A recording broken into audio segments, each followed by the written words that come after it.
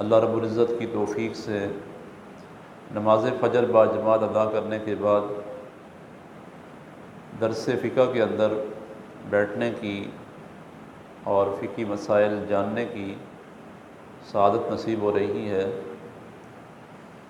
آج ماہ رمضان مبارک کی 30 تاریخ ہے۔ الحمدللہ اللہ کے کرم سے ہمارے 30 روزے پورے ہو رہے ہیں۔ ماہ رمضان مبارک کی برکتوں، رحمتوں اور انعامات الہیہ کہ کیا کہنے، ہر گھڑی ہر ساتھ کرم ہی کرم تھا، رحمت ہی رحمت تھی، عطاؤں اور نوازشات کا سلسلہ جاری اور ساری تھا۔ وہ عظیم مہینہ رخصت ہو رہا ہے اور اس کے بعد شوال المکرم کا مبارک مہینہ وہ بھی شروع ہونے جا رہا ہے۔ آج کی نشست کے اندر ہم ماہ شوال کے جو روزے ہیں، جو 6 روزے جن کی فضیلت حدیث کے اندر بیان کی گئی ہے، اور شوال کے 6 روزے جن پر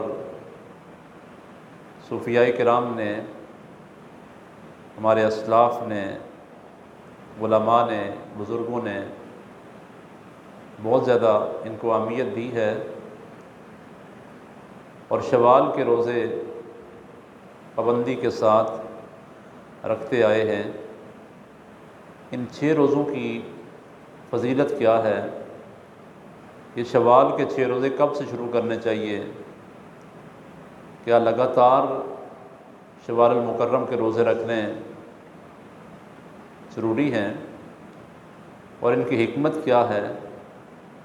اور اگر رمضان کے روزے رہ جائیں تو کیا پہلے ان کی قضا کی جائے گی یا شوال کے روزے رکھے جائیں گے؟ تو یہ چند چیزیں ہیں جن کو آج ہم اس نشست کے اندر جاننے کی کوشش کرتے ہیں۔ سب سے پہلے شوال المکرم کے جو 6 روزے ہیں، ان کی فضیلت حدیث کے اندر جو آئی ہے وہ ہم پڑھتے ہیں، اور حضور علیہ الصلوۃ والسلام کے فرامین کی روشنی کے اندر اس ماہ مکرم کے 6 روزوں کی اہمیت کو جانتے ہیں۔ مسلم شریف کی روایت ہے، حضرت ابو ایوب انصاری رضی اللہ تعالیٰ عنہ کے راوی ہیں کہ رسول کائنات فخر موجودات صلی اللہ علیہ وسلم نے فرمایا، جس نے ماہ رمضان کے روزے رکھے پھر اس کے بعد شوال کے 6 روزے رکھے تو یہ ساری زندگی روزے رکھنے کی طرح ہے۔ سبحان اللہ۔ حضور نے فرمایا کہ جس نے رمضان کے روزے رکھے پھر اس کے بعد شوال کے 6 روزے رکھے تو یہ اس طرح ہے کہ جس طرح ساری زندگی اس نے روزے رکھے ہیں۔ اور ایک روایت میں یہ آتا ہے، حدیث پاک کا مفہوم ہے کہ جس نے رمضان کے روزوں کے بعد شوال المکرم کے روزے رکھے، اللہ تعالیٰ اس کو پورا سال روزے رکھنے کا ثواب عطا فرماتا ہے۔ تو بڑی اہمیت کے حامل ہیں شوال المکرم کے 6 روزے۔ اب ان کی فضیلت کے لیے، اہمیت کے لیے حضور کا ایک فرمان بھی کافی ہے، اور اس پر امت کا معمول چلا رہا ہے، اور ائمہ کرام، اسلاف، صوفیاء، اولیاء، علماء ماہ شوال کے روزے رکھتے آئے ہیں۔ تو ظاہر ہے ان کی اہمیت ہے، ان کی فضیلت ہے، تبھی وہ اہتمام کرتے آئے ہیں۔ لیکن یہ یاد رکھیے کہ شوال کے روزے فرض بھی نہیں ہیں، واجب بھی نہیں ہیں، بلکہ ایک مستحب عمل ہے۔ کوئی رکھنا چاہے گا تو ثواب ہے، اور کوئی نہیں رکھے گا تو گناہ گار بھی نہیں ہے شوال کے روزے چھوڑنے کی وجہ سے، اور نہ ہی کسی کو ہم عتاب کر سکتے ہیں شوال کے روزے چھوڑنے کی وجہ سے۔ جس کو اللہ توفیق دے وہ شوال المکرم کے روزے ضرور رکھے اور اس کی اہمیت اور فضیلت کو حاصل کرنے کی کوشش کرے۔ کب سے روزے رکھنے شروع کرنے چاہیے شوال المکرم کے؟ کیونکہ شوال کا مہینہ صبح سے شروع ہو جائے گا، صبح پہلی شوال ہوگی تو کب سے رکھنے چاہیے؟ تو شوال کے روزے عید کا ایک دن چھوڑ کر اس کے بعد آپ رکھ سکتے ہیں، یعنی عید کے دن روزہ رکھنا یہ گناہ ہے، منع ہے۔ عید کا ایک دن چھوڑ کر اس کے بعد آپ شوال کے روزے اگر رکھنا چاہیں تو رکھ سکتے ہیں، دوسری تاریخ سے لے کر اور پھر مہینے کے آخر تک رکھ سکتے ہیں۔ بعض اوقات ہمارے ذہن میں یہ ہوتا ہے کہ شاید ہم 2 تاریخ سے لے کر 8 تاریخ تک لگاتار روزے رکھیں تبھی فضیلت حاصل ہو سکے گی، لیکن فقہا فرماتے ہیں کہ آپ ماہ شوال کے اندر اگر پہلے ایام کے اندر روزے رکھیں گے تو بہتر ہے، افضل ہے، لیکن اگر آپ پورے مہینے کے اندر وقفے وقفے سے روزے شوال کے رکھیں تب بھی اس فضیلت کو آپ حاصل کر سکیں گے۔ اور لگاتار روزے رکھنے بھی شرط نہیں ہے، ضروری نہیں ہے، بلکہ آپ بے شک کچھ دن بیچ میں وقفہ ڈال کر پھر بھی روزے رکھ لیں اور پورے مہینے کے اندر آپ 6 روزے مکمل کر لیں تو آپ اس فضیلت کو حاصل کر لیں گے جو حضور علیہ الصلوۃ والسلام نے بیان فرمائی ہے کہ شوال کے 6 روزے رکھنے کی وجہ سے اللہ سال بھر کے اور روایت میں کہ زندگی بھر کے روزوں کا ثواب تمہیں عطا فرمائے گا، اور اس فضیلت کو انسان پورے مہینے کے اندر بھی وقفے وقفے کے ساتھ اگر رکھے گا تب اس فضیلت کو پا لے گا۔ اب ان روزوں کے رکھنے کی حکمت کیا ہے؟ علماء کرام نے اس کی حکمتیں بیان فرمائی ہیں۔ ایک حکمت تو یہ ہے کہ پورا سال یا پوری زندگی کے روزوں کا ثواب ان 6 روزے رکھنے کی وجہ سے اللہ عطا فرماتا ہے، اور ایک حکمت علماء یہ بیان کرتے ہیں کہ ماہ رمضان کے روزوں میں جو کمی رہ جائے، جو کوتاہی رہ جائے، شوال کے 6 روزے ماہ رمضان کی اس کمی کو پورا کرتے ہیں۔ کیسی کمی؟ ایسا نہیں کہ انسان رمضان کے روزے چھوڑ دے اور کہے کہ یہ کمی شوال کے روزوں کی وجہ سے پوری ہو جائے گی۔ یہ ہے کہ جب انسان ماہ رمضان کے روزے رکھتا ہے، شاید اس کی زبان سے کوئی ایسی بات نکل جائے جو روزے کے منافی تھی، اس کے اعضاء سے کوئی ایسا کام ہو گیا جو روزے کے امور کے منافی تھا، ایسا کوئی کام ہو گیا، تو پھر اس صورت میں شوال کے 6 روزے ماہ رمضان کے روزوں کی کمی کو پورا کرتے ہیں۔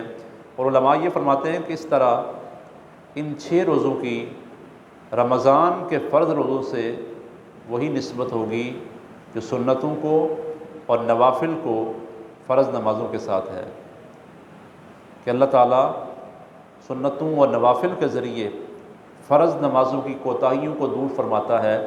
فرائض پڑھنے کے بعد سنتیں ادا کرتے ہیں، نوافل پڑھتے ہیں تاکہ فرضوں کی کمی پوری ہو جائے۔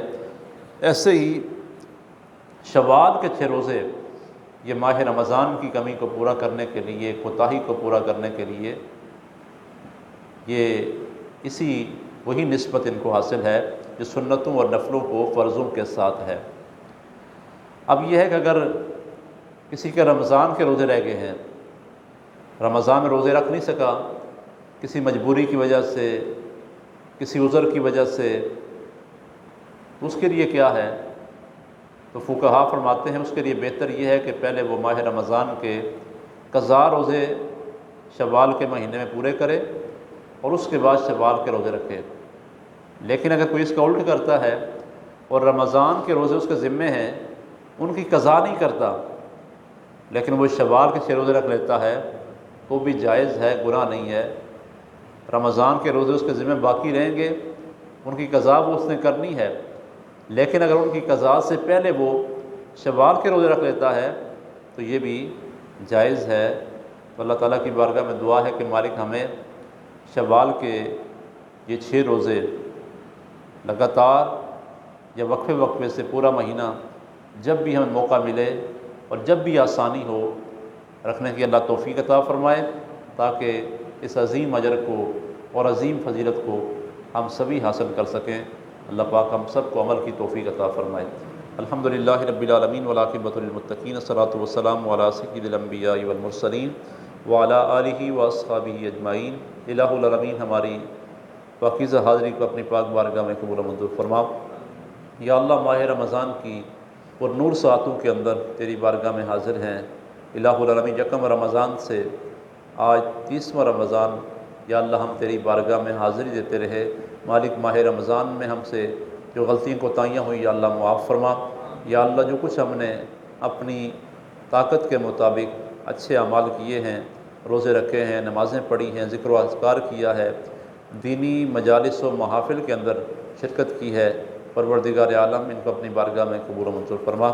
یا اللہ ماہ رمضان کا صدقہ ہمارے صغیرہ اور کبیرہ گناہوں کو معاف فرما، جو ہم سے غلطی کوتاہیاں ہوئی معاف فرما کر یا اللہ ہم تیری بارگاہ میں توبہ کے خواستگار ہیں، یا اللہ ہماری توبہ قبول و منظور فرما۔ الہ العالمین، جو چند گھڑیاں باقی رہ گئی ہیں یا اللہ ان کو اپنی یاد میں گزارنے کی توفیق عطا فرما، اپنے گناہوں کو بخشوانے کی توفیق عطا فرما۔ یا مولا کریم، اپنا خاص کرم اور خاص مہربانی ہم سب کے اور امت مسلمہ کے شامل حال فرما۔ جتنے بھی احباب درس میں شامل ہوتے رہے، مالک سب کو جزائے خیر عطا فرما، اور ہمیں دین کا ذوق اور شوق عطا فرما۔ ماہ رمضان کے بعد بھی جو ہمارے سلسلے بنے ہیں، مالک ان کو جاری رکھنے کی توفیق عطا فرما۔ نمازوں کا اہتمام، تلاوت و ذکر و اذکار کا اہتمام کرنے کی توفیق ہمیں نصیب فرما۔ لا الہ الا انت سبحانک انی کنت من الظالمین۔ جتنے ہمارے بھائی یا اللہ بزرگ اعتکاف کی حالت میں ہیں، یا اللہ ان کا بیٹھنا بھی اپنی بارگاہ میں قبول فرما، غلطیوں کوتاہیاں معاف فرما۔